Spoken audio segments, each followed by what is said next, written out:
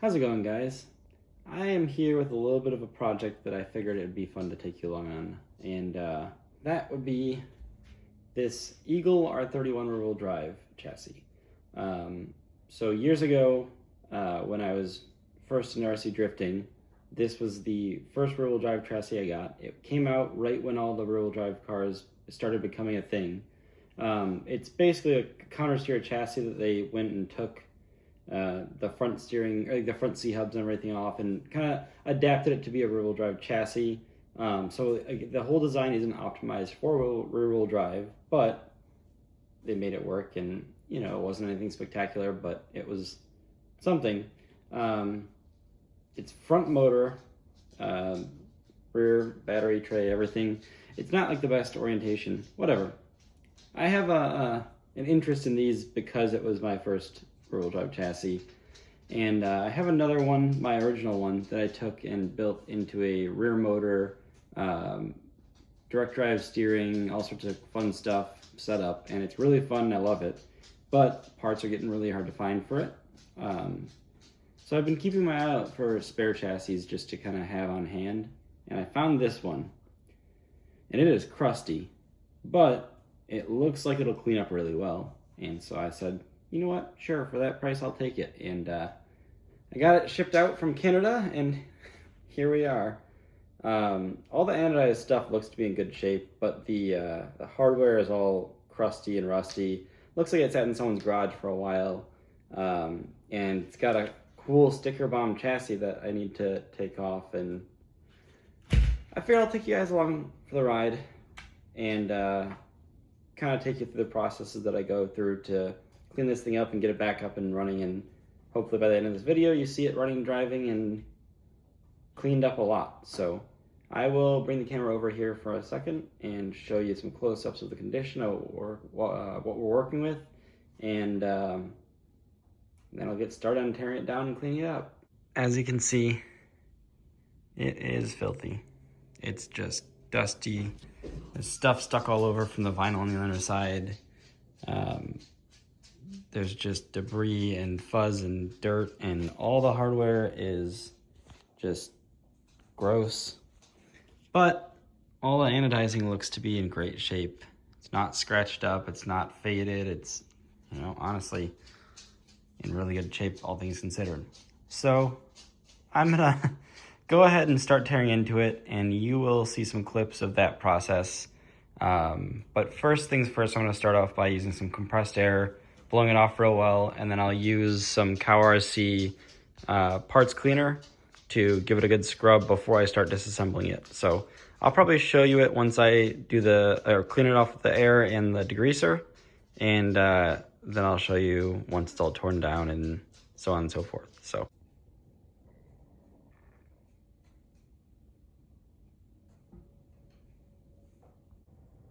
All right, so it is looking worlds better already. And this is just hitting it with an air compressor, degreasing it, scrubbing it a little bit. And then I did some brief adhesive removal. I'm gonna do most of that once I have the chassis by itself with all the components removed from it.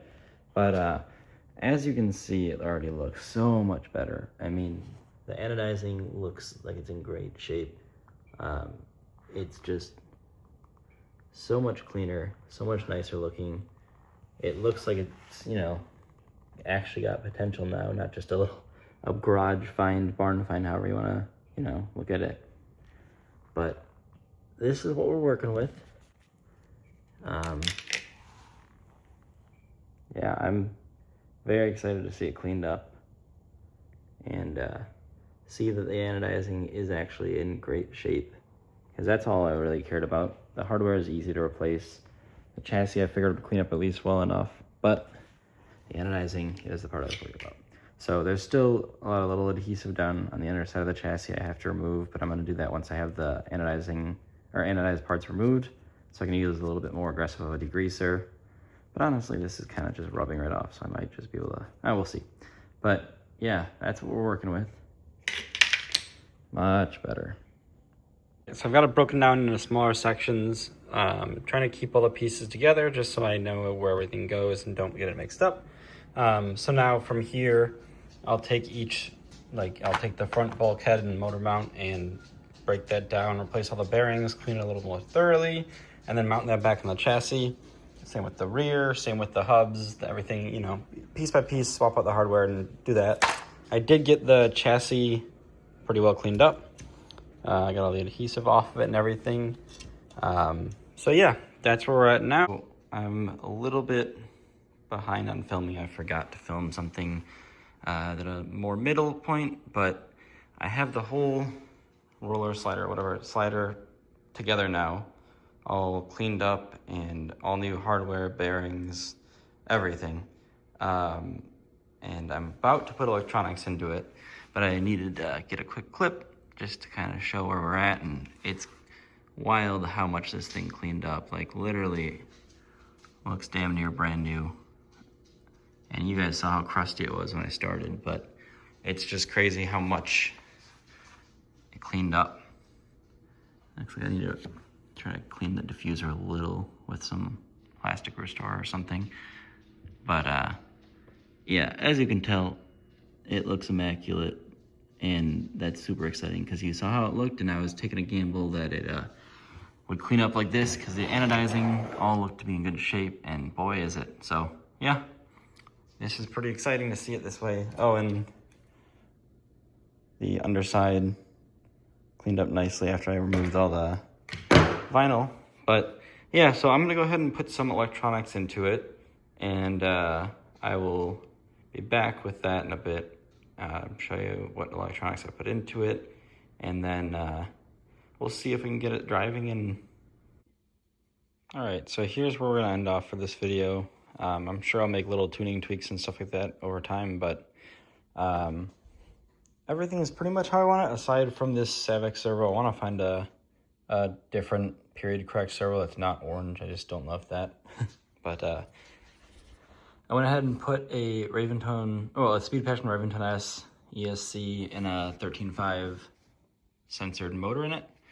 And then a Yokomo YG302 and a Sanwa radio receiver setup. I'll put some clips in of driving it. Honestly, it drives great, even just like right out of the box. Like, I haven't done much tuning with it.